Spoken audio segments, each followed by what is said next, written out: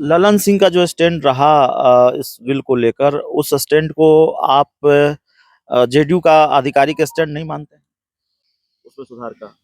सुधार करने के लिए हम ही लोग दिखाई पड़ते हैं, खाली मुस्लिम समाज में।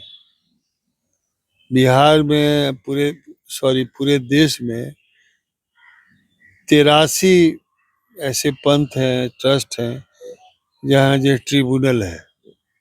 ट्रिब्यूनल में फैसला होता है जमीन से संबंधित जो है। तो इनको सिर्फ जो है वक्फ का ट्रिब्यूनल नजर आया।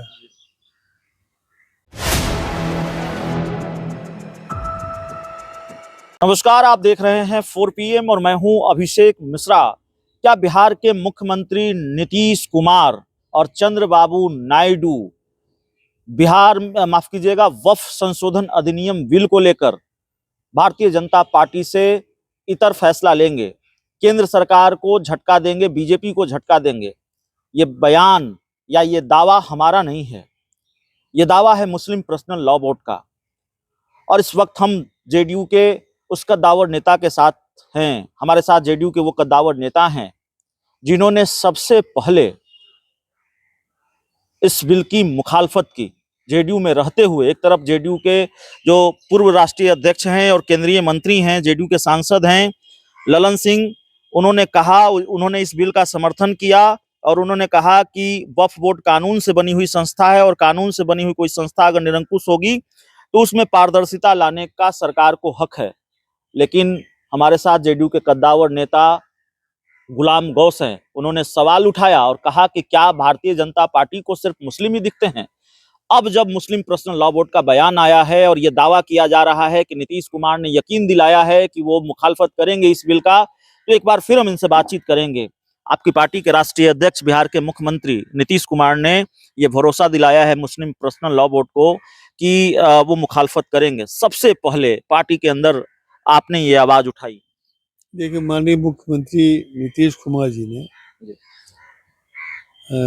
इस राज्य में सभी पंथ, सभी समाज, अगड़ा, पिछड़ा, दलित, मुसलमान का भी काम किया है।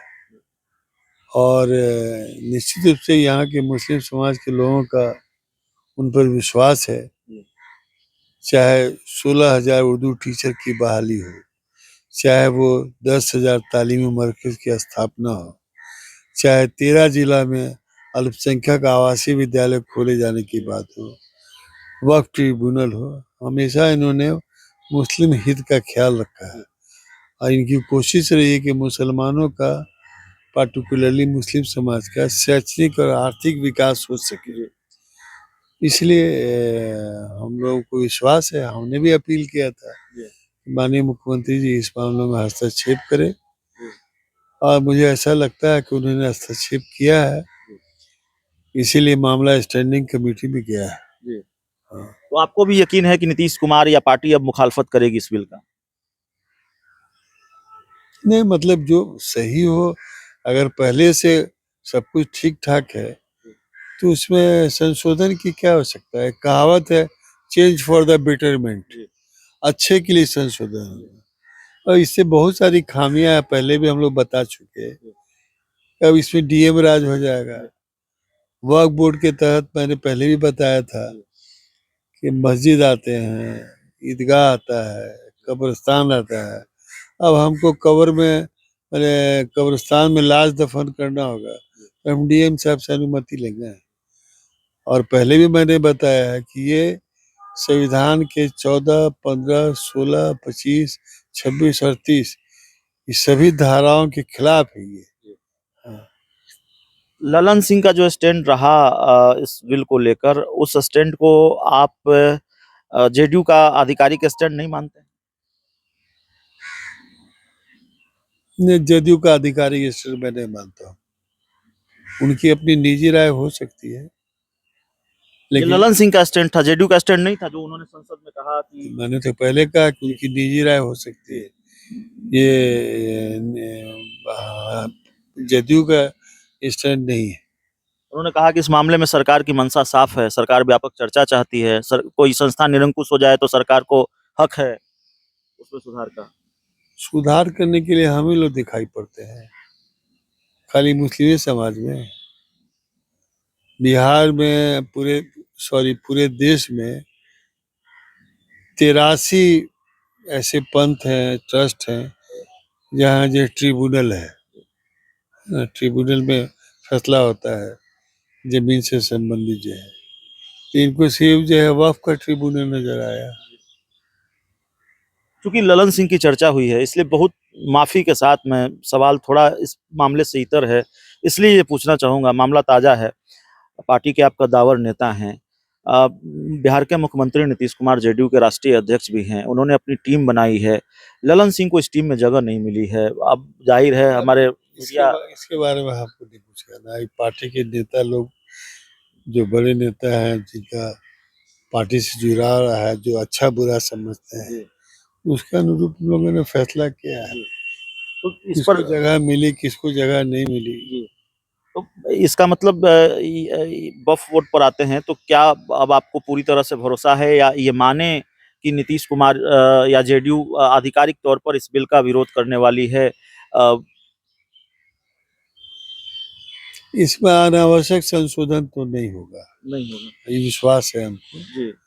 और हम उम्मीद नीतीश कुमार ये नहीं होने देंगे। माननीय मुख्यमंत्री जी इस मामले में हस्तक्षेप करेंगे, और मुझे लगता है कि उन्होंने किया है, तभी जो है मामला स्टैंडिंग कमेटी में गया है। विपक्ष के लोगों ने भी काफी हंगामा किया है, और इसे एनडीए के 10 साल के कार्यकाल में ये पहला अवसर है जब कोई बिल जो है स्टैंडिंग कमेटी में गया है। एक आखिरी सवाल होगा, आपके सहयोगी दल ने आईना दिखाया है। मैं तो ये नहीं कहूंगा कि कोई बहुत बड़ा हमला बोला है, लेकिन आपके सहयोगी दल लोक जनशक्ति पार्टी रामविलास के सांसद हैं राजेश वर्मा, उन्होंने आईना दिखाया है, बहुत सारी बातें उन्होंने कही है। एक इंटरव्यू के दौरान भी ट्वीट भी किया है, उन्होंने लिखा कि वर्तमान समय में बिहार में जिस तरह से स्मैक और ब्राउन शुगर के नशे के शिकार युवाओं की संख्या लगातार बढ़ रही है, बिहार बहुत बड़ा खतरा बनकर उभर रहा है।